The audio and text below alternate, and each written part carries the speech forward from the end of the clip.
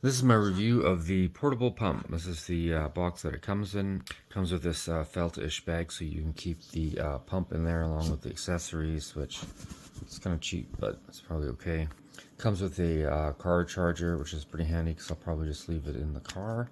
And it also comes with a USB-C charger, so you can charge in the house, or you can also charge in the car if you have an adapter for this. Comes with the typical attachments. This is for Presta valves, and then these are just for, like, beach balls and stuff, although I don't know if I'd recommend it for blowing up beach balls. And then regular balls, like, volleyballs, basketballs, stuff like that. Comes with this hose. It feels pretty sturdy. It's got a little cap on the end. The only thing I didn't like is this here is all plastic on the end here, and it feels just a little bit cheap. And here's a quick look at the pump itself. You can see on the bottom, it's got the attachment. So for the car charger, you can use it as a battery pack, or you can charge it via USB-C. And then this is where you plug your hose in, and then it's got a little light here. So the light is just controlled by this SOS button. So it's got kind of, it looks a little bit blue, but it's actually white, and it's got flashing red and blues, which I think is kind of weird that they would do that, because certain jurisdictions that's reserved for emergency vehicles only. And then you got kind of SOS flashing, and then back to off again.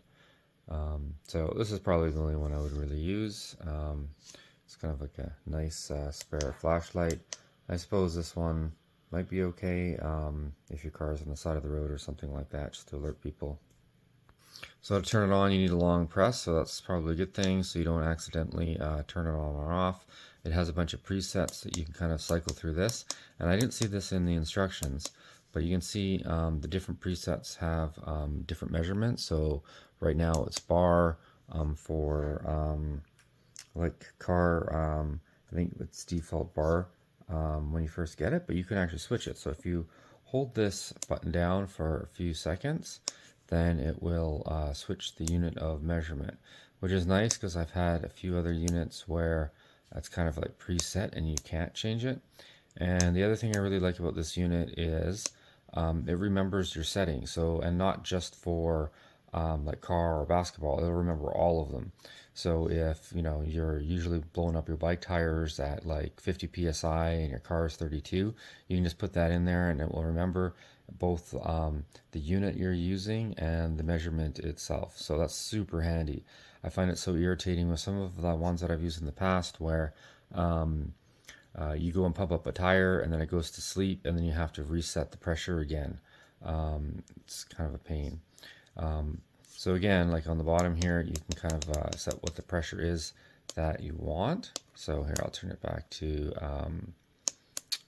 PSI. That's usually what I use. And then you can just kind of like hold this down and crank it up. And then it will remember it. And then you just hit the power button again. And then you'll see the actual pressure. And it will keep on rising until it hits this one. And then it'll automatically go off. It will, it's pretty loud. It works pretty well.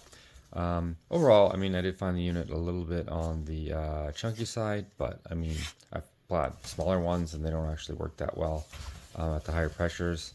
The one thing I didn't like about it as well is I wish there was like a ridge along this side to prevent the screen from getting scratched, because I find invariably when I'm in the garage or on the pavement, this thing will just like fall over because it's got the big hose on the top. And when it does, the concrete will always scratch the screen. So again, if there's just like a little ridge or something on the top to protect the screen, I think that would be really good, because once this gets all scratched up, it's not going to look as nice. It's going to be a bit harder to read.